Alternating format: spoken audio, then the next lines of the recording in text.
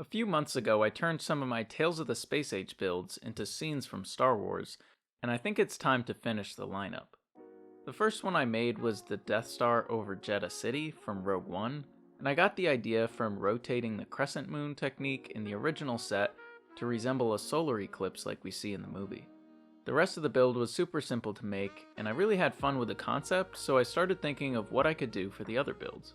The pink sky in the rocket one immediately reminded me of Bespin because of the color and the clouds, so I decided to make a really small version of the Millennium Falcon to replace the rocket ship.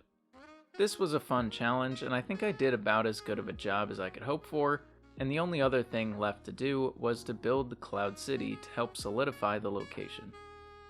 At this point, I was really loving how they turned out, but I couldn't decide what to do for the other two, so I kind of forgot about the project.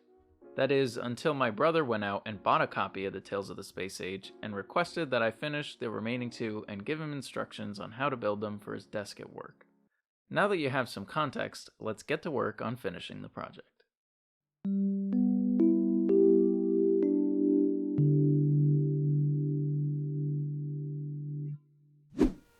Alright, for this one I want to make use of the blue colors, so my first idea was to build a hyperspace lane with a ship traveling through light speed. However, the top half being black would really take away from the look. I could just replicate the gradient at the top, but I want it to fit with the rest of the builds and stick to the original style of the set. So my new idea is to have either the Slave 1 or a Venator flying above Kamino. With that decided, let's get to building. I decided to go with the Slave 1 over a Venator because it's my favorite ship in Star Wars and the shape just works better for the scene. It also has the added benefit of being way more colorful, so it will have a nice pop against the background. I didn't really have a direction in mind for it, so I just started building and it turned out really nice. Alright, so basically what I did was I created a mini Slave 1, which I think turned out pretty amazing. I wasn't exactly sure how I wanted to go about this, but using a couple small pieces in a variety of colors, I've replicated a fairly accurate version of Jango Fett's Slave 1, which I think will pair beautifully with the newly released UCS Jango Slave 1, and I used the same trail kind of thing. I used a couple different colored pieces there as the blast from the engines transitioning into that long stripe, and we got some stars just kind of flying by as the Slave 1 blasts out of the atmosphere. Super happy with how that came out. I think it's a super compact design for the Slave 1. Not a single piece is out of place, and all that's left now is to change up the bottom. That is the Slave 1 over Kamino so far. For Kamino, I wanted a simple rounded shape for the planet's surface, so I used a few slopes to get the right look. Alright, and there we have it.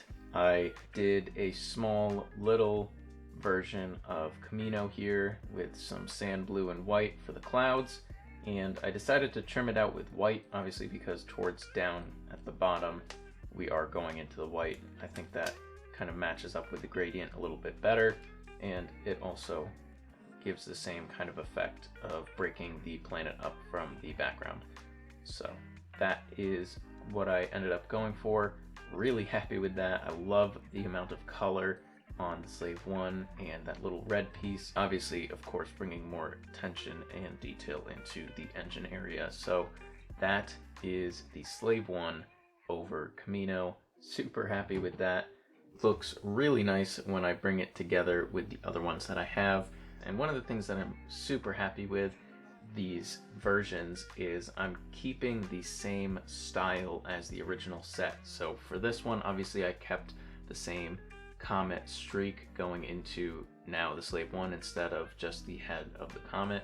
And then for this one, I kept the same rocket flare going all the way up into what is now the Millennium Falcon instead of that little rocket there. And then for the Death Star over Jeddah City, I kept the same kind of moon crescent, but I flipped it around obviously so that it looks more like the solar eclipse that we see in the movie. But that's what I've got so far, and I think I have a really good idea for the last one, so without any further delay, let's get right into it. Alright, so this is the next one that I'm going to tackle, and I was talking to my brother about this, and he suggested a really good idea, which is using the same kind of idea that this one is already going for, but making this the Death Star exploding. So, going off of the kind of green and blue hues that we have towards the bottom, I'm going to make this the Death Star 2 over Endor, because I feel like that makes sense. And I'm not exactly sure what I want to do for this bottom section here. And for the actual Death Star explosion, I do obviously want this to be recognizable as the Death Star and Death Star 2 specifically. So I'm going to try and keep this kind of nice greenish color for the explosion, but make the inside of it a little bit more recognizable to the Death Star. So those are my goals, and yeah, let's get started. I wanted to keep a similar look to the Kamino build, so I replicated the same general shape with a few more colors and a little bit bigger. Alright, so at this point, this is my idea for Endor as the planet's surface kind of shining underneath. I tried to incorporate some lighter colors as the clouds and some sand blue for like water and stuff like that. And I have a screenshot pulled up from episode 6, and there's kind of like this blue kind of trim outline between the space background and the actual planet surface. So I think using this little track here in the back, I'm going to do kind of an outline behind this in either just blue or maybe white or a bright blue or something like that, depending on what parts I have in what colors. Maybe even a teal could look cool. So that's going to be my next project, but pretty happy with how this thing turned out, and I think it's going to work out pretty well for Endor. Alright, so after a little bit of work, I came up with a design that I think will work really nice. Basically, I didn't have these 2x3 curved slopes in blue, but I did have some cheese slopes and some 1x2 curved slopes and 1x2 slopes. So I think I figured out a way to make this work. If we go ahead and flip this around, you'll see that this is all kind of hollowed out here in the back section. And I made this little contraption by using some inverted brackets and headlight bricks with some other specialized pieces that can go together like this. And basically, if we go ahead and put that in the assembly, we can push it until it fits in snug, like so. We can do the same thing on the other side.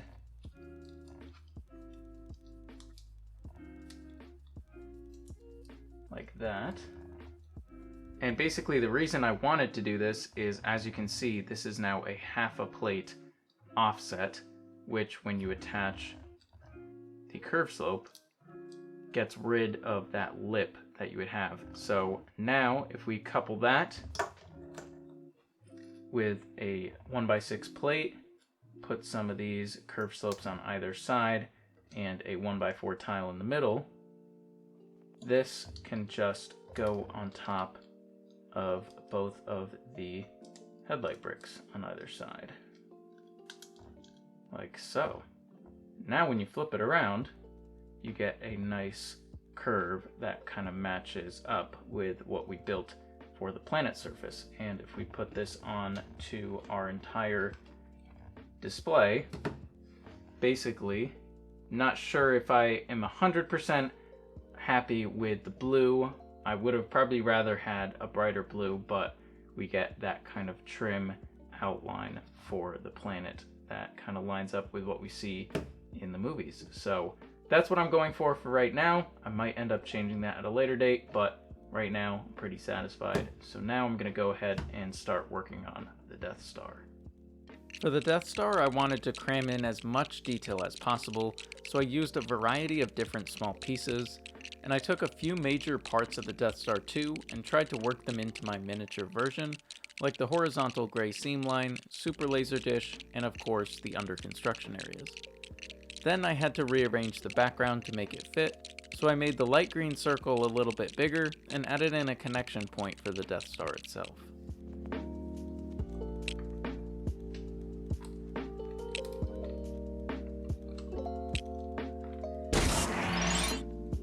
wow, this turned out way better than I was expecting, and I'm super excited about it. I was able to keep the entire style of the original set with the whole circle and cross kind of section acting as the explosion of the Death Star. I could have gone for some like white or fiery pieces to emulate it exploding, but I figured I'd just kind of keep it clean.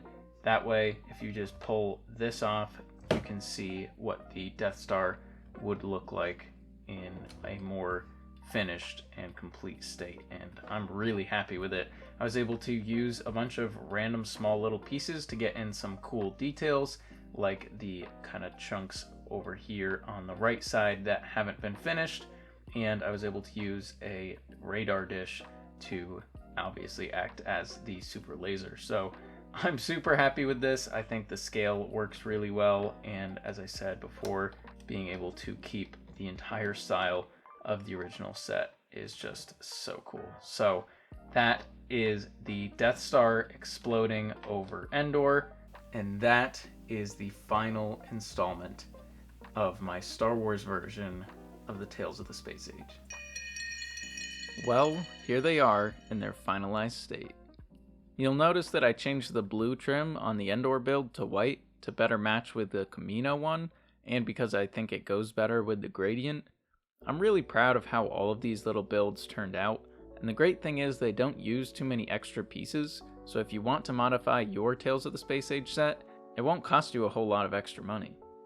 Honestly, I'm quite surprised with how well each of these builds translated into the Star Wars universe, while still keeping the essence of the original designs. That was one of the biggest things that I wanted to keep in mind while I built these, and it definitely worked out. If you're interested in building these for yourself, I'll have them up on my Rebrickable, and the link will be in the description of the video.